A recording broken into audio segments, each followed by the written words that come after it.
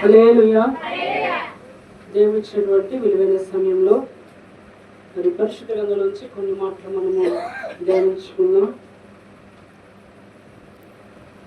Bible చదవమని ఎందుకు చెప్తున్నానంటే, దేవుని పిల్లరా, ఈ యొక్క బైబిల్ చదవటం వలన నాకేమన్నా ఉపయోగం ఉందా? మా ఉపయోగం అనేది లేదు. ఎందుకు దేవుని పిల్లరా జాగ్రత్తగా విందాం దయచేసి. చదవమని చెబుతూ ఉన్నామంటే ఏదో మిమ్మల్ని కఠినపరచమని కాదు, లేకపోతే ఏదైనా పగుండి కాదు, లేకపోతే స్వార్థం ఉండి కాదు. కానీ ఈ యొక్క బైబిల్ చదవటం వలన దేవుని పిల్లరా ఈ పరిశుద్ధ గ్రంథం యొక్క విలువ మనకై తెలుస్తూ ఉంటుంది. ఏమైతే ఈ పరిశుద్ధ గ్రంథం యొక్క విలువ మనకు తెలిసిద్ది. ఇప్పుడు చదవనివాడి దేవుని పిల్లరా పెన్ను ఉందనుకోండి, ఆ పెన్ను విలువ చదవనివాడికి తెలిసిద్దా? ఎవరికి తెలిసిద్ది? చదువుకున్న వాడికి పెన్ను విలువ తెలిసిద్ది. దేవుని పిల్లరా మనం చదువుకుంటున్నప్పుడు దేవుని పిల్లరా బుక్స్ ఎలా ప్రాముఖ్యమో వాటితో పాటు చదువు అంటే పెన్ను కూడా అంతే ప్రాముఖ్యము. ఈరోజు దేవుని నమ్ముకున్నటువంటి మనము ప్రార్థనకు వచ్చి పాటలు పాడినా, లేకపోతే ప్రార్థన చేసినా, దేవుని మందిరానికి వచ్చి దేవుని పిల్లలు దేవుని ఆరాధించడం ఎంత ముఖ్యమో వాటన్నిటితో పాటు బైబిల్ యొక్క అవగాహన కూడా చాలా మనకు ముఖ్యమంట. దేవునికి స్తోత్రం చెబుతాను. హల్లెలూయా. ఈ యొక్క పరిశుద్ధమైనటువంటి గ్రంథం యొక్క విలువ మనకు తెలియాలి. ఇందులో ఏ వాక్యము దాగి ఉన్నది, ఈ వాక్యం వలన మనం ఎంతగానో బలపడతాం అనేటువంటి విలువ మనకు తెలియాలంటే మనం ఏం చేయాలా? చదవాలా వద్దా? ఇది మనకు దేనికి ఉపయోగపడుతుంది? పరిశుద్ధ గ్రంథం అంటే దేవుని పిల్లల దిండు కింద పెట్టుకోవటానికి, తర్వాత టీవీల మీద పెట్టడానికి, తర్వాత ఏదైనా సోఫాలోనో సెల్ఫ్లోనో పెట్టడానికి, ఏదైనా బాధ వచ్చినప్పుడు బలహీనత వచ్చినప్పుడు మీద పెట్టుకోవడానికి ఒక పరిశుద్ధ గ్రంథం మనకు పనికొస్తుంది తప్ప చదవడానికి మాత్రం ఇది పనికొచ్చిందా? దేవునికి స్తోత్రం చెబుదాం. హల్లెలూయా. దేవుని పిల్లరా ఈ పరిశుద్ధమైనటువంటి గ్రంథం ఈ రోజు మనకు తేలిక కనపడుతుందేమో, కానీ ఇది మన చేతులకు రావటానికి ఎంతో మంది కష్టపడ్డారు, ఎంతో మంది వారు ప్రాణాలను అర్పించారు, అనేక మందిని దేవుని పిల్లగా చంపారు, అనేక మంది కష్టపడ్డారు, హతసాక్షులుగా మారిపోయారు. బైబిల్లో యెషయా ప్రవక్త ఏం చేశారంటే దేవుని పిల్లగా తలకిందులుగా వేలాడదీసి రంపాను పెట్టి దేవుని పిల్లగా కాలు అట్టిటని మధ్య నుండి ఏం చేశారంటే చెరిసాగం చేసి పోసారంట. ఎందుకు? దేవుని పిల్లలు ఎందుకంటే ఈ బైబిల్ గ్రంథం ముద్రించడానికి, లేకపోతే ఆయన చేసేటువంటి ప్రయత్నానికి ఏం చేశారంటే ఆయన సగానికి చేశారు. అయినా కానీ దేవుని పిల్లల అంత త్యాగాన్ని చేశారు. అంత త్యాగాన్ని చేసి ఈరోజు పరిశుద్ధ గ్రంథం మన చేతికి అప్పచెప్తా ఉంటే చదువుకున్నటువంటి మనము దీన్ని ఏం చేస్తున్నాం? ఈరోజు ఏం చేస్తున్నాం? నిర్లక్ష్యపరుస్తూ ఉన్నాం. కాబట్టి అందుకొరకే దేవుని పిల్లల దేవునితో చెప్పుకోవడానికి గొప్పలు కాదులే, కానీ నేను అయ్యగారు కాకముందు దేవుని పిల్లల ప్రార్థనకి వెళ్ళినప్పుడు నా దైవజనులు కూడా చెప్పలే, అయ్యా మరి ఇట్లా బైబుల్ చదవండి, ఇట్లా వారంకి చదువుకొని రండి, లేకపోతే వారంకి ఇట్లా చేసుకుంటా నీకు చెప్పలేదు. కానీ దేవుని పిల్లల ఒక రోజు నైట్ నేను 11 నైటు చర్చి మెట్ల ముందు కూర్చొని దేవుని పిల్లల తెల్లవారుజాము 4 దాకా కూడా కీర్తన గ్రంథం 100 అధ్యాయాలు నేను చదివాను. నాకు ఎవరు చెప్పారని? నాకు ఈరోజు దేవుని పిల్లల ఈ వాక్యము చదవమని కూడా ఎవరు కూడా నాకు చెప్పలేదు.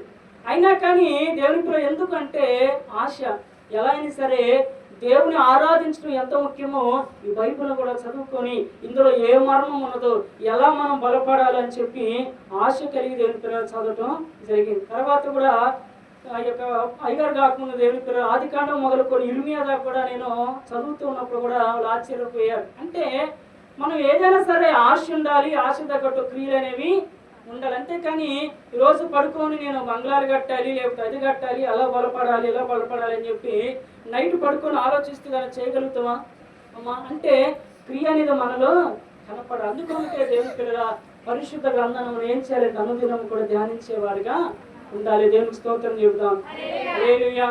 ఈరోజు ఎంత వస్తుంది? మహా అయితే 300, 400, 500 పెడితే బైబిల్ మన చేతికి వస్తుంది. అంతేకాని దీని వెనక ఎంత కష్టం దాగుంది, దీని వెనక ఎంత ప్రయాసము దాగుంది, దీని వెనక ఎంతమంది దేవుని పిల్లల ప్రవక్తలు కానీ శిష్యులు కానీ అనేక మంది చంపబడ్డారు, జైల్లో వేయబడ్డారు, అనేక మంది కూడా హింసలు పడ్డారు. ఎందుకంటే ఈరోజు మనము దేవుని పిల్లల స్థితిలో ఉన్నామంటే, ఇలా చదువుకున్నామంటే వారు చేసినటువంటి కష్టం అంతేనా కాదా?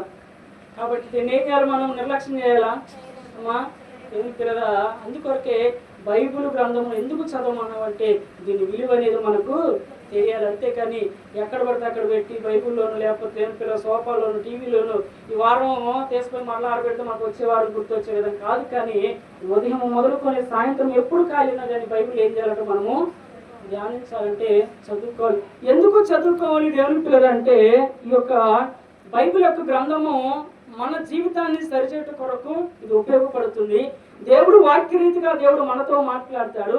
దేవుని ప్రేర మనం ఎక్కడ ఎలా నడుచుకోవాలి, ఎక్కడ ఎలా జీవించాలి, ఎక్కడ ఎలా మాట్లాడాలి, ఎక్కడ ఎలా ఉంటే దేవుని ప్రేర మనం సరిగ్గా ఉంటామో ఈ వాక్యము మనము దేవుని ప్రేర మనకి ఏం చేస్తుందంటే తెలియపరుస్తూ ఉన్నది. నీ యొక్క తల్లిని ఎలా ప్రేమించాలి, చెల్లిని ఎలా ప్రేమించాలి, భార్యని ఎలా ప్రేమించాలి, నీ పొరుగు వారిని ఎలా ప్రేమించాలి, శత్రువుని ఎలా ప్రేమించాలి, నువ్వు బ్రతకాలి అంటే ఏం చేయాలి, సమాజంలో మంచి ఏదో చెడు ఏదో గ్రహించాలంటే ఈ పరిశుద్ధమైనటువంటి గ్రంథము తెలియచేస్తుంది. కాబట్టి దీన్ని ఏం చేయాలంటే మనం ప్రతిదినం కూడా ధ్యానించేవారిగా ఉండాలి. దేవునికి స్తోత్రం చెబుతాం. హల్లెలూయా. ఇప్పుడు పనికి పోయి 100 రూపాయలు ఇచ్చిన అనుకోండి, తెలియకుండా బీరువాలో పెట్టిన అనుకోండి, దేవుని పిల్లవాడు వచ్చి తీసుకొని ఖర్చు పెడితే ఏమంటారు చెప్పండి? అరే ఎంత కష్టపడితే ఈ 100 రూపాయలు బీరువాలోకి వచ్చిన అంటారనరా. ఇప్పుడు దీని విలువ నీకేం తెలిసిద్ది? దెబ్బ తీసిపోయి ఖర్చు పెట్టిను కష్టపడితే తప్ప దీని విలువ నీకు తెలియదని చెప్పి దేవుని పిల్లవాడిని అరుస్తారా అమ్మా అంటే ఒక 100 రూపాయలకు ఒక ధనానికి అట్ట అంటే మరి బైబిల్ గ్రంథం కోసం ప్రాణాలు అర్పించారు. మరి వారు మనల్ని ఏమన్నా చెప్పండి? అందుకొరకే దేవుని పిల్లల పరిశుద్ధమైనటువంటి గ్రంథాన్ని చదవండి. ఎందుకంటే అది చదివితే నువ్వు ఎలా ఉండాలో, ఎలా జీవించాలో, పరలోక రాజ్యానికి ఎలా వెళ్ళాలో, నువ్వు ఎలా పడపడాలో, ఆత్మీయ జీవితంలో ముందుకు ఎలా కొనసాగాలో ఈ పరిశుద్ధ గ్రంథం నీకు తెలియపరుస్తుంది. దేవుని స్తోత్రం చెబుతాం. హల్లెలూయా. కొన్ని మాటలు మనం చూసుకున్నట్లు దేవుని పిల్లల కీర్తన గ్రంథము 1వ అధ్యాయము 1-2 వచనాలు మనం చదువుకున్నట్లయితే, దుష్టుడు ఆలోచన చొప్పున నడవక ఎవరి మార్గము అంట? పాపుల మార్గమును నిలవక అపహాసులు కూర్చుండ చోటును కూర్చుండక. ఎవరి ధర్మశాస్త్రము? ఎవరి ధర్మశాస్త్రము? యెహోవా ధర్మశాస్త్రము ఆనందించుచు. ఎప్పుడంట? నెలకోసారా, వారానికోసారా? ఎప్పుడంట? మా దీవారాత్రులు దాన్ని ధ్యానించేవాడు ధన్యుడు. చాలు. దేవునికి స్తోత్రం చెప్తాం. అలాంటి వాడు ఏమైతే వచ్చాడు? అతడు నీటి కాలువ ఏరును నాటబడినదై ఏ వాడకంట? ఆకు వాడక తన కాలు మందు ఫలించు చెట్టు వలె.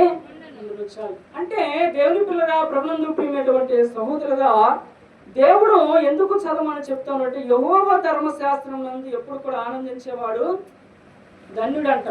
ఏంటంట? యెహోవా ధర్మశాస్త్రం ఆనందించేవాడు ధన్యుడు. మరి ధర్మశాస్త్రం ఎక్కడుంది? పరిశుద్ధమైనటువంటి గ్రంథంలో దేవుడు మనకు అందరికీ అందించాడు. ఎందుకు అందించాడయ్యా అంటే దేవుని పిల్లగా మనిషి ఎలా బ్రతకాలో బ్రతకూడదో, ఎలా మాట్లాడాలో ఎలా మాట్లాడకూడదు అని చెప్పి ఈ గ్రంథాన్ని దేవుడు ఏం చేస్తాడు? మనందరికీ అందించాడంట. అందుకొరకే దేవుని పిల్లగా ఈ పరిశుద్ధమైనటువంటి దేవుడు ఇచ్చినటువంటి ఆజ్ఞలు ఎవరిస్తామా? పరిశుద్ధమైనటువంటి గ్రంథం గురించి దేవుని పిల్లల కొన్ని మాటలు మనం చూసుకుందాం. నిర్గమకాండం దయచేసి సర్వమాకండి. నిర్గమకాండము 31వ అధ్యాయము 18వ వచనము. నిర్గమకాండము. మరియు ఆయన సీనాయి కొండ మీద మోషేతో మాట్లాడిన చాలించిన తరువాత ఆయన ఒక శాస్త్రము గల ఎన్ని పలకలనంట? 2 పలకలను. అనగా ఎవరు వ్రేలుతో రాయబడింది ఇక్కడ? దేవుని వ్రేలుతో రాయబడిన రాతి పలకలను అతనికి ఇచ్చను. మోషే చాలు.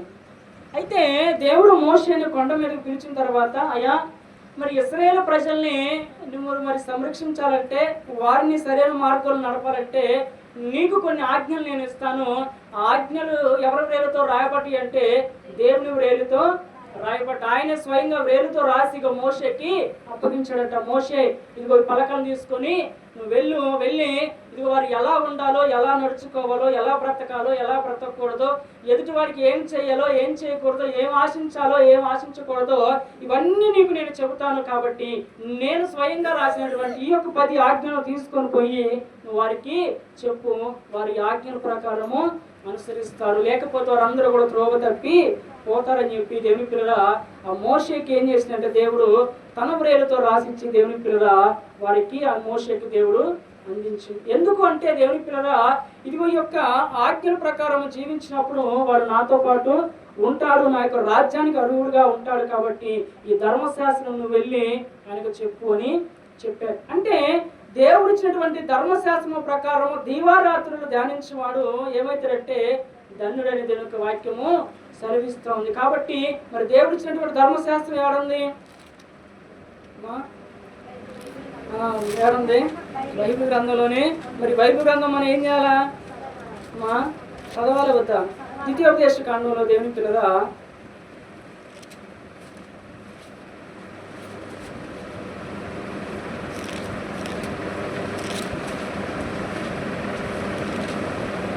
5వ అధ్యాయము